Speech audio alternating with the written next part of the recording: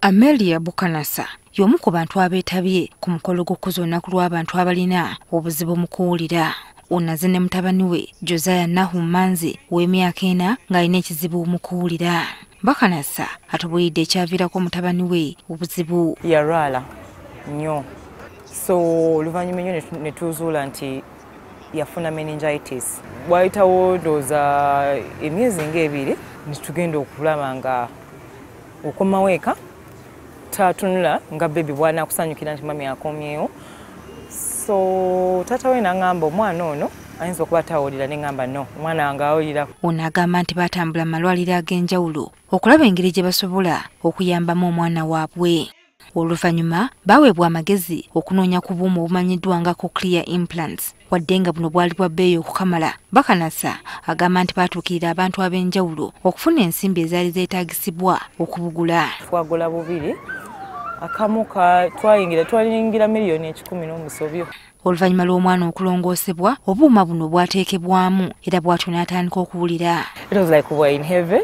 It was naye yakaaba. We couldn't believe. Yaddayo ku stage when they switched him on. Addayo emabega ng'omwana omuto gwe bakazaala, kuba buli kimu abakiwulira bupya. Ono yatubulidde engeri gye balabiriramu obuuma buno okulaba nti tebwonooneka. Kati kuliko paati gye mukyaginga battery, mugikyaginga buli kiro. Then waliwo kano akatuula ku mubiri gwennyini, bwe katuuyana kalekerawo okukola. Ku mukolo guno abantu abudaabuda abantu abalina obuzibu mu kuwulira basabye gavumenti okubakwasizaako mu kugula obuuma obuyamba ku bantu bano okuwulira. Gavumenti ka eyinza okugamba abo ababukola nti oba wano ffe mu Uganda mutuwe wa bbeeyi bweti, bajja kikola naye kubanga tugenda kinoomu mutuweeyo ne bwe tugula si bulungi tebatweguya. Naye ekirungi tulinawo emikwano gyaffe kati hearing aids zetulinanga ekisenyi zabwerere, waliwo abatukwata ku mukono, bw'ogenda kisenyi tukusaba ssente.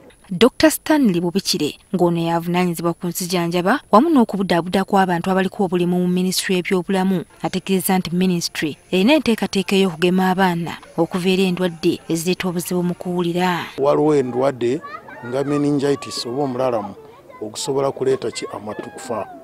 Waliwo n'obulwadde obulala ate kati nga omugenyi omukulu bwe yayogedde waliwo n'obulwadde obulala bwe tuyita rubella oba German measles. Okunoonyereza okwakolebwa minisitule y'ebyobulamu mu mwaka gwa 2015-2016 kwalaze nti bannayuganda ebitundu 5 ku 100 balina obuzibu mu kuwulira. Joyce Nakato, NTV ku ssaawa emu.